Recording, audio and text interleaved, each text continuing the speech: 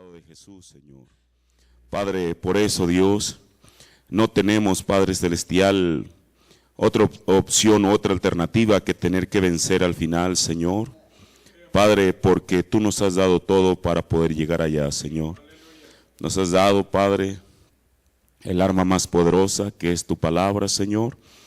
Tu palabra revelada, Señor Jesús. Ahora, Dios, en esta mañana permite ser instruidos, que seamos instruidos por esa palabra, Señor. Que tú, Señor Jesús, la coloques, Padre Celestial, como dijo el profeta Isaías, renglón sobre renglón, línea sobre línea, un poquito aquí y otro poquito allá, Señor. Padre, ayúdanos, Señor Jesús, esperamos en ti, en el nombre del Señor Jesucristo. Amén. Dios bendiga a cada uno de ustedes en esta mañana. Bienvenidos a esta escuela dominical. Vamos a ir al segundo libro de las Crónicas, el capítulo 29, el versículo 30. Le damos la más cordial bienvenida a cada uno de ustedes en el nombre del Señor Jesucristo. Segunda de Crónicas, el capítulo 29, el verso 35. Hemos estado estudiando los dones del Espíritu y en esta mañana queremos continuar. Segunda de Crónicas 29:35 dice: así pues hubo gran multitud de holocaustos con cebos de pacíficos y libaciones de cada holocausto, y quedó ordenado el servicio de la casa de Jehová. Toma su asiento. Bueno, estamos hablando este tema que le hemos titulado el orden de la iglesia, porque desde el Antiguo Testamento Dios instituyó que su casa tuviera orden. Por eso en este tiempo, en el mensaje que Dios nos envió, no podía ser excluido eso, lo que es el orden de la iglesia. Y bueno, eso tiene su razón de ser. Ahora mire, estamos viendo dentro de lo que es el orden de la iglesia, y estamos viendo lo que son los dones del Espíritu Santo, a los cuales el apóstol Pablo se refiere en el libro de Primera de Corintios 12. Y entonces, la ocasión pasada estuvimos hablando del sexto don, de aquellos 9 dones a los cuales Pablo se refiere, el cual es profecía. En Primera de Corintios 12:10 dice, y a otro profecía. Ahora mire, el profeta, como decíamos la otra vez, marca una diferencia entre lo que es profeta y don de profecía. Las denominaciones, desde luego, no pueden discernir una cosa de la otra. Yo espero que nosotros, como creyentes del mensaje, podamos ver que hay una línea trazada.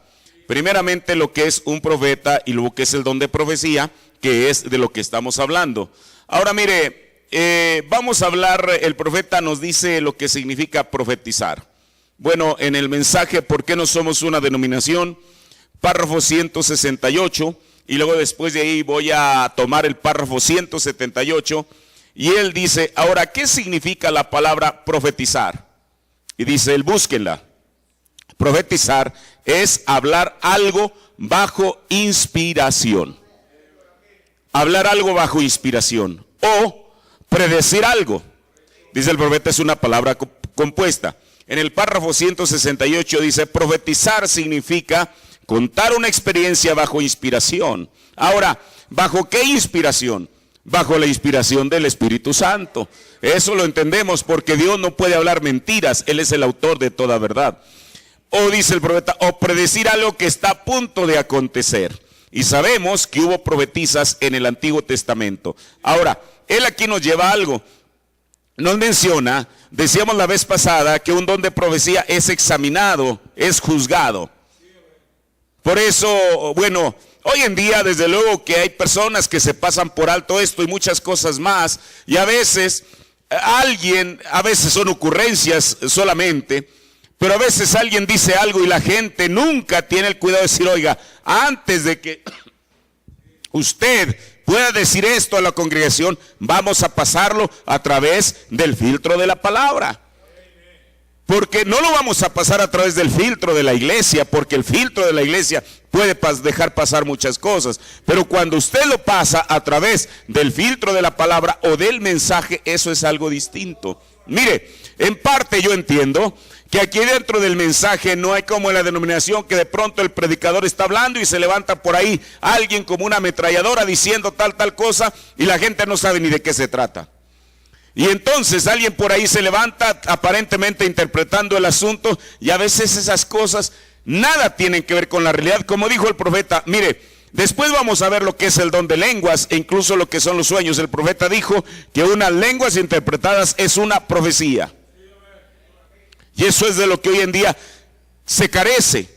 Porque, bueno, por el mal uso.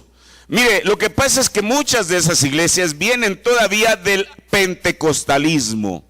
Entonces el pentecostalismo tuvo los dones del Espíritu Santo, pero se requería que alguien viniese a poner en orden los dones. Usted dice, un hombre es capaz, claro, un profeta de Dios vindicado. El hermano Branham, mire, en el libro de los Hechos, en Hechos 2 se inaugura la edad pentecostal, en la cual ellos tuvieron todo tipo de manifestaciones del Espíritu Santo. ¿Es verdad? Del año 33 al año 53 son 20 años de avivamiento. Usted dice, ¿un avivamiento puede durar eso? Claro que puede durar eso. Hace unos días se completaron, bueno, no sé, de 1906, 109 años del derramamiento del Espíritu Santo en Azusa. Ahora, yo siempre me he preguntado, hermano, ¿cómo es que eso realmente fue algo tremendo, maravilloso? ¿Sabe usted por qué? Porque un avivamiento nunca lo va a producir un hombre. Escuche. El hombre puede ser usado para encabezar un avivamiento, pero es Dios quien lo está usando. Por ejemplo, antes del avivamiento pentecostal, tenemos el avivamiento de Gales. Y fue un hombre llamado Robert, ahorita no recuerdo el apellido, ahí en Gales. Realmente, hermano, aquí hay una cosa tremenda. La gente estaba en fuego todo el tiempo. Uno no tendría que rogarle para nada, absolutamente, porque era la obra del Espíritu Santo. Eso es lo que Dios produce. Entonces, cuando Dios se dignó en 1906 a tomar un hombre. Mire, yo hace 2 años estuve en la casa en Los Ángeles, California, ahí donde se derramó por primera vez el Espíritu Santo. Todavía está esa casita, la han conservado como un memorial, como un museo. Y William Seymour, aquel hombre de color que estaba mal de un ojo, ¿sabe usted? La gente se reunía a orar. Ahora ellos no sabían lo que iba a suceder. Dios lo tenía dentro de sus planes, pero Dios le dio la inspiración a alguien que deberían de reunirse a orar en ese hogar.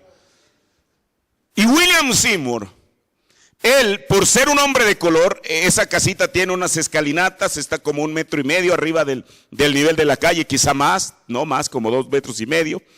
Entonces, a él, por ser un hombre de color, no se le permitía entrar a la casa. Él estaba en las escalinatas. ¿Y quién iba a pensar que aquel hombre, aparentemente desechado, iba a ser aquel que Dios iba a utilizar para encabezar el más grande avivamiento que la iglesia cristiana ha tenido? Eso comenzó ahí en la calle Bonnie Brae. Lo de Azusa fue después, se mudaron como 1 semana después, debido, mire qué cosa. Los Angeles Times, que es un periódico de Los Ángeles, ellos publicaron la historia, pero no para darle crédito, para mofarse. Hermano, menudo favor que les hicieron. La gente iba por curiosidad a ver qué era lo que estaba sucediendo ahí en esa casita, y llegó el momento en que la casa casi se cae por la gente que estaba dentro de ella, en las escalinatas de ella, de tal manera que lo tuvieron que mudar a Azusa, a un edificio grande que estaba en esa calle. Ahora, ¿por qué le digo esto? El movimiento de Azusa duró de 1906 a 1931. Hermano, 25 años de avivamiento. ¿Cree usted que es poca cosa? En la edad primitiva, ahora, no es que el avivamiento terminó abruptamente, sino poco a poco los fuegos del avivamiento se fueron apagando. ¿Por qué? ¿Por qué en 1931? ¿Por qué no duró hasta 1945? Porque Dios no puede tratar con 2 personas al mismo tiempo. Por eso, si usted ve el libro de los Hechos, Pedro tuvo que menguar para que Pablo tuviera que crecer. La última vez que usted escucha de Pedro es a la mitad del libro de los Hechos, en Hechos 15, cuando tienen aquel concilio en Jerusalén, aquella reunión ministerial. Ahora, ¿por qué en 1931? Porque parecía que el tiempo que Dios estaba haciendo una pequeña brecha de 1931 a 1933 para comenzar a tratar con su profeta. ¿Qué cosa? En el libro de los Hechos fueron 20 años de avivamiento. En Azusa fueron 25 años de avivamiento. Y bueno, mucha de la gente que venía, aunque sea los nietos o los bisnietos, quien haya sido, hablando espiritualmente de aquel avivamiento, ¿qué fue lo que hicieron? En el libro de los Hechos, Pedro, ¿qué cosa? Él fue el mensajero. ¿Por qué? No fue Pedro levantando la mano diciendo, a ver, hermanos, mire, él fue el que tuvo la revelación de que no deberían ser 11 apóstoles, sino 12, porque no habían sido 11 patriarcas, sino 12. Y él dijo, hermanos, aquí algo anda mal, falta un apóstol, vamos a elegir uno. Fue Pedro. Ahora, allí había 120, cualquier otro hubiera levantado la mano, pero fue Pedro quien, algo en él, le dijo que faltaba algo. De aquellos 120, yo le digo, yo estaba en el aposento alto, el lugar es un lugar más o menos como este, incluso tiene unas columnas casi de gruesas como estas, muy sucias desde luego, porque todo el mundo va y las toca, pero es un lugar así, imagínense, en un lugar como este, 120 personas sentadas. Y entonces, cuando el Espíritu Santo cae, cuando la gente estaba criticándolos por la manera en que ellos estaban actuando, Pedro se levanta, y me gusta lo que el profeta dice, él estaba defendiendo a su iglesia. Mientras que la demás gente decía, estos están borrachos, Pedro dijo, espérense un momento, caballero, no están borrachos. Esto es el cumplimiento de lo que fue hablado por el profeta Joel. Y Pedro, inspirado por el Espíritu Santo, supo hasta dónde colocar la escritura. Después de ahí, usted ve a Pedro y Juan, usted ve a Pedro con Cornelio, usted ve a Pedro por todo el libro de los Hechos hasta Hechos 15. Pedro tenía que menguar porque Dios tenía al mensajero, no de la edad pentecostal. El mensajero de la edad pentecostal había sido Pedro. Pedro tenía que menguar para que el mensajero de la primera edad tuviera que subir. Todos sabemos que fue Pablo. ¿Cuándo comienza la edad de Éfeso? En el 53, 20 años de avivamiento, del 33 al 53, es Pedro. Del 53 en adelante es Pablo quien poco a poco comienza a remontar su ministerio hasta convertirse, como él mismo lo dijo, y no en un afán de presunción, él lo estaba diciendo por inspiración del Espíritu Santo. Él toma un pronombre personal y dice yo,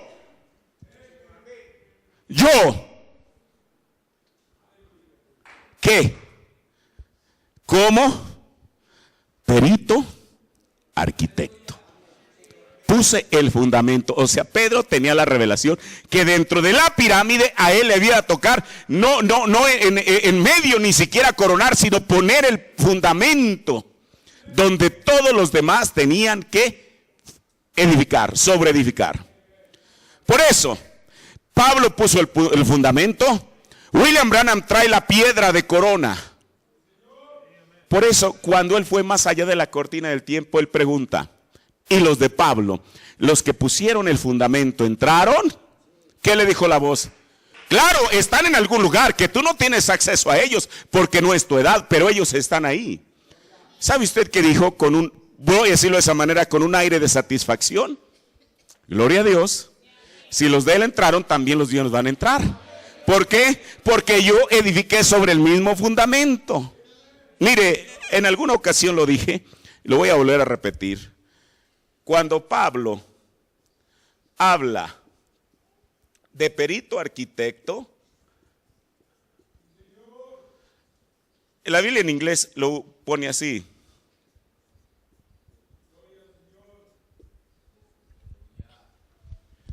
Wise Master Builder.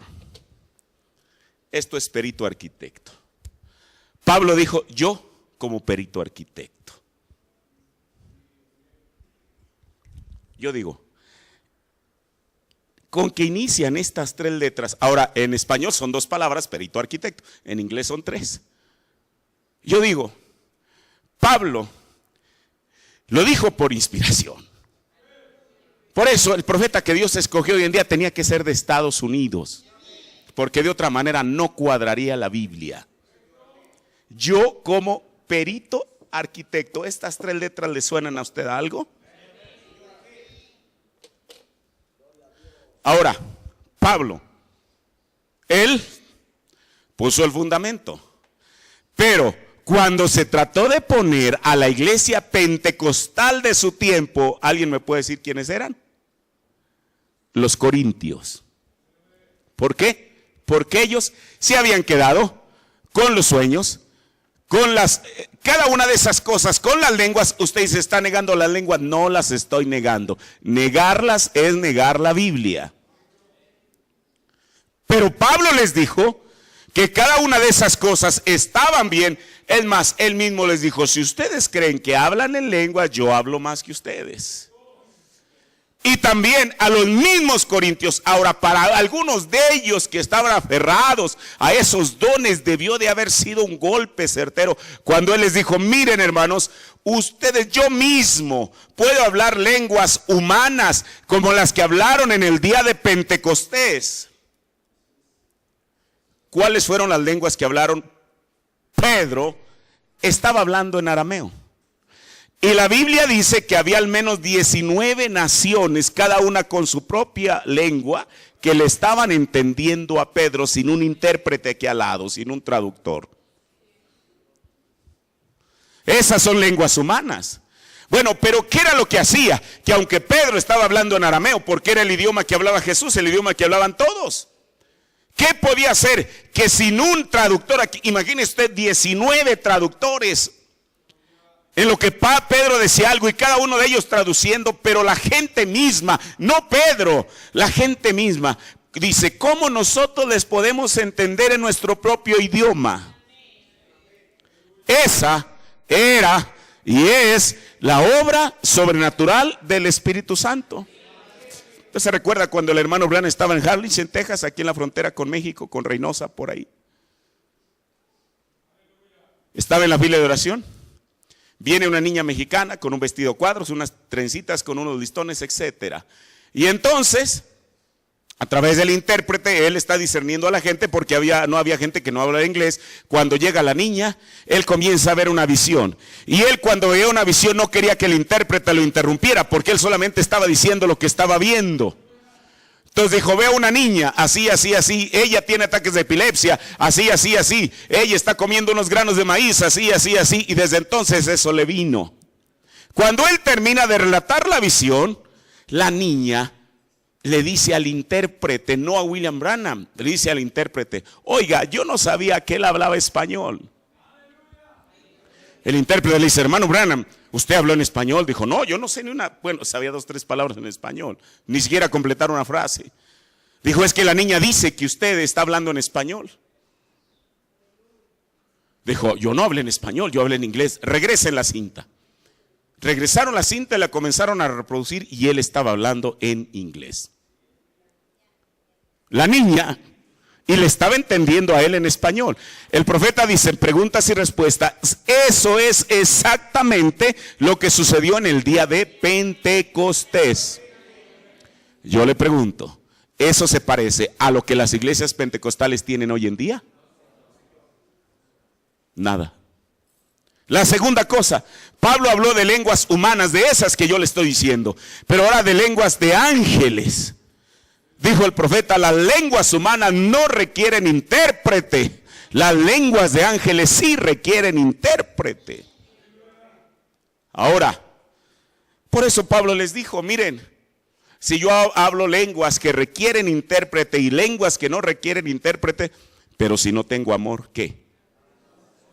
Nada soy. Hermano, eso debe de haber lastimado a los corintios, porque ellos habían cifrado toda su esperanza, su razón de ser en ese tipo de dones, y no los estoy negando. Pero ¿qué fue lo que vino a hacer Pablo? Vino a poner cada uno de esos dones en orden.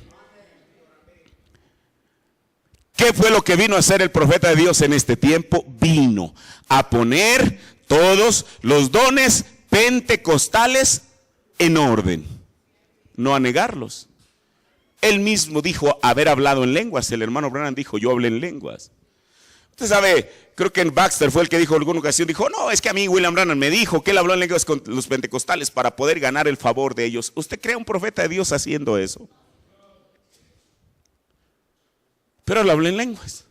Ahora, estoy diciendo esto porque estamos viendo acerca de los dones. Mire, parece que ya estoy adelantándome a cuando hable de las lenguas. La diferencia entre lo que es un profeta y un don de profecía. El profeta dijo, ya lo vimos el otro domingo o la otra ocasión, que un don de profecía es para ser juzgado. ¿Me escuchó bien? Un don de profecía es para ser juzgado.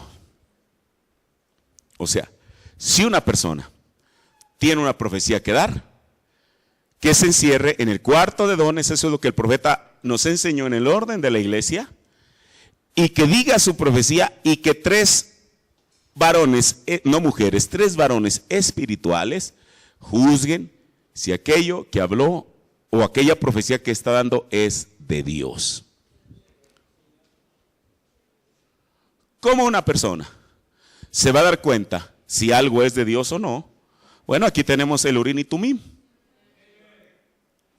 Si el Urim y Tumim no destella, entonces sencillamente no es de Dios. Ahora, eso es un don de profecía, pero ahora vamos a ver acerca de los profetas. Mire, el profeta de Dios nos dice, y sabemos que hubo profetisas en el Antiguo Testamento. Con esto termina diciendo la cita. Y efectivamente, en el Antiguo Testamento hubo profetisas, pero también las hubo en el Nuevo Testamento. Bueno, ¿qué es una profetisa? Son mujeres que ejercitaban un don profético en el antiguo Israel o en la iglesia cristiana primitiva. Mire, tomemos algunos ejemplos. En el Antiguo Testamento, la Biblia nos habla de María, la hermana de Aarón, y en Éxodo 15:20 dice, y María la profetisa, hermana de Aarón, tomó un pandero en su mano y todas las mujeres salieron en pos de ella con panderos y danzas. ¿Quién? María la profetisa, la hermana de Aarón. Ahora miren, hay versículos en la Biblia que las mencionan como profetisas, pero que nosotros no sabemos, o al menos la Biblia no registra, cuál fue el mensaje o cuál fue la profecía que dieron.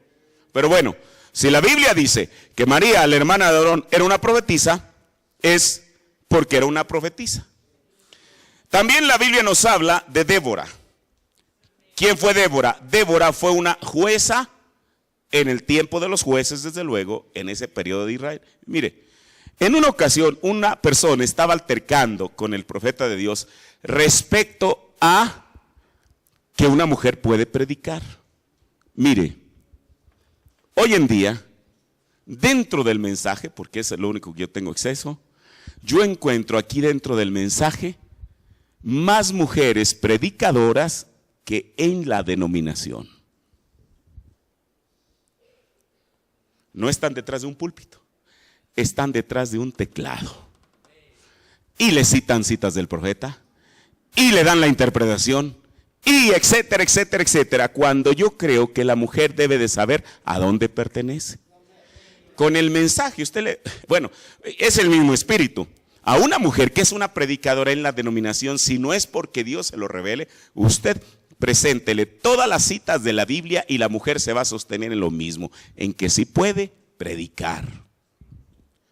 El problema es que esto ya se acercó más a nosotros. Usted cítele todos los extractos que pueda del mensaje a una de esas mujeres predicadoras del mensaje y se van a defender con todo lo que tienen. Yo les he escuchado sus argumentos. ¿Qué se puede hacer? Si ya conocieron lo mejor y con todo y eso no les satisface, bueno, que sigan adelante. ¿Cuál es el problema? Ahora, Débora, el profeta de Dios dice, una persona estaba discutiendo con él respecto a que las mujeres deben ser predicadoras, y usted sabe, el profeta le cita a Pablo y todo lo demás, y esta mujercita le dijo, pero ahí está Débora. El profeta de Dios le dijo, mire hermana, una cosa es la política y otra cosa es la religión. La Biblia no dice que Débora era parte de los levitas, ni siquiera era parte del sacerdocio arónico. Débora era una juez, o sea, del asunto político. Porque Israel tuvo eso. En el ámbito espiritual, la más alta autoridad, aparte de Dios mismo, que el pueblo de Israel tenía, era un profeta. En la parte política, la más alta autoridad civil que el pueblo de Israel tenía era un rey. Son dos cosas distintas. Por eso dice en Jueces 4:4, y gobernaba en aquel tiempo a Israel una mujer, Débora, profetisa, mujer de Lapidot. Esto es en Jueces 4:4.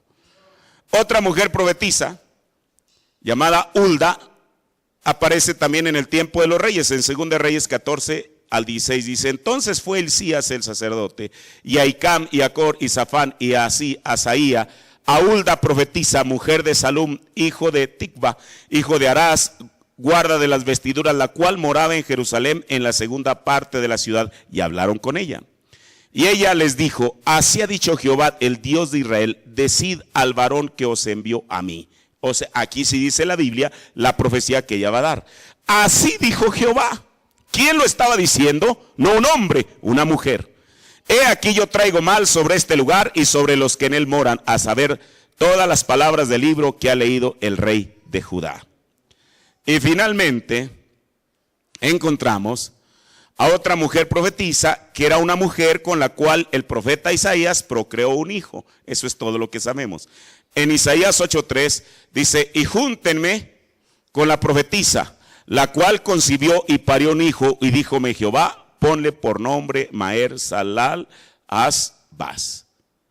Pero no solamente había mujeres que eran profetisas, sino también hombres. En el Antiguo Testamento encontramos, ya hablamos la otra semana, lo que era llamado la escuela de los profetas, que era donde tal vez se les enseñaba a profetizar. Y mire, y esto lo digo de esta manera, porque uno a una persona le puede enseñar a lo mejor un versículo de la Biblia, explicárselo, algún extracto del mensaje, pero enseñarle a profetizar, ¿quién lo puede hacer? Cuando esa es una obra sobrenatural del Espíritu Santo. Ningún hombre puede enseñar a profetizar a otro. Póngase de pie. Vamos a darle gracias al Señor. Señor, te agradecemos, Dios, en esta mañana por esta porción de tu palabra, Señor. Padre, la cual es con un propósito y es para ser instruidos, Dios. Padre, para eso tú nos has traído en esta mañana. Yo te ruego que tú bendigas a cada uno de mis hermanos, a los presentes, Señor Jesús, y que, Padre, que esta palabra pueda ser de edificación para nuestras vidas, en el nombre de Jesucristo. Amén. Toma su asiento.